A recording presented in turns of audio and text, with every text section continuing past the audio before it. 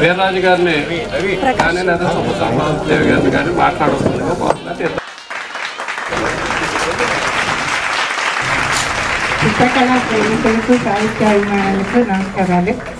మేము ఈ పెయింటింగ్స్ ఈయన ఎంత కష్టపడి వేసారో నేను నా కళ్ళతో చూశాను.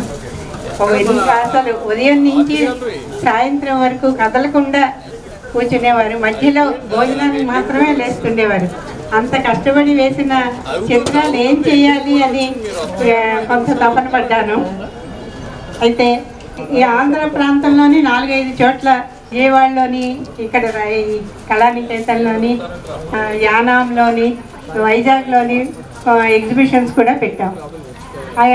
కొంతమంది అవి కొంటామని కూడా అన్నారు, కానీ అది అమ్మడానికి ఇష్టపడక మేము ఊరుకున్నాము. విజయవాడలో అయితే 1,50,000కి 5 చిత్రాలు ఇవ్వండి అని కూడా అడిగారు. మేము ఇష్టపడలేదు వాళ్ళకి ఇవ్వడానికి. ఊరికే ఉచితంగా వాళ్ళకి ఒక పెయింటింగ్ ఇచ్చేసి మేము ఊరుకున్నాము. తర్వాత ఆ చిత్రాలన్నింటినీ జాగ్రత్త వేయడం ఎంత కష్టమో వాటిని జాగ్రత్త పరచడం కూడా అంత కష్టం. అవి ఏం చేయాలి, ఎట్లా వాటిని తర్వాతి తరానికి ఎలా ప్రజెంట్ చేయాలి అనేది చాలా ఆలోచించాం. యూనివర్సిటీకి వాటికి ఇద్దామా అని కూడా అనుకున్నాం, కానీ యూనివర్సిటీలో అవి ఉపయోగపడతాయా అని మళ్ళీ సంశయించాము.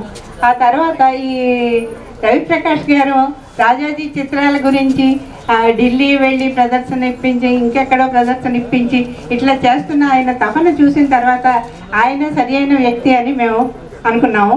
అందుకని ఆయన ఒకసారి అడిగాము, ఇలాగా ఇవ్వాలని ఉంది, మాకు ఏం చేయమంటారు, అక్కడ జాగ్రత్తగా ఉంటాయా అని అంటే, నేను చేస్తానండి, వాటన్నిటికీ కొత్త బిల్డింగ్ కూడా కట్టారు, అక్కడ ఏర్పాటు చేస్తాము అని ఆయన అన్నారు అనమాట. అప్పుడు మాకు కొంత సంతోషం కలిగింది. అయితే ఇంత కష్టపడి వేసినది అలా ఇవ్వడం కొంత మాకు బాధాకరంగానే ఉన్నది. మా ఇల్లు చిన్నపోయింది కూడా అవన్నీ పంపించిన తర్వాత. ఒక వ్యక్తి ఇంటి నుంచి వెళ్ళిపోతే ఎలా చిన్నపోతుందో ఇల్లు, అలాగే మా అల్మరాలన్నీ కూడా చిన్నపోయి పైన అటకం మీద పెట్టేవాళ్ళం కట్టలు కట్టలుగా ఆ పెయింటింగ్స్ అన్ని, మొత్తం 78 పెయింటింగ్స్. అవి ఇచ్చేటప్పుడు, అవి ప్యాక్ చేసుకునేటప్పుడు మాకు ఎంతో లోపల నుంచి ఉద్వేగం కలిగింది. వాటిని చాలా బాధపడుతూనే ఇచ్చాము, కానీ ఇప్పుడు అక్కడ డిస్ప్లే చేసి అవన్నీ పెట్టిన తర్వాత మాకు చాలా సంతోషం అనిపించింది.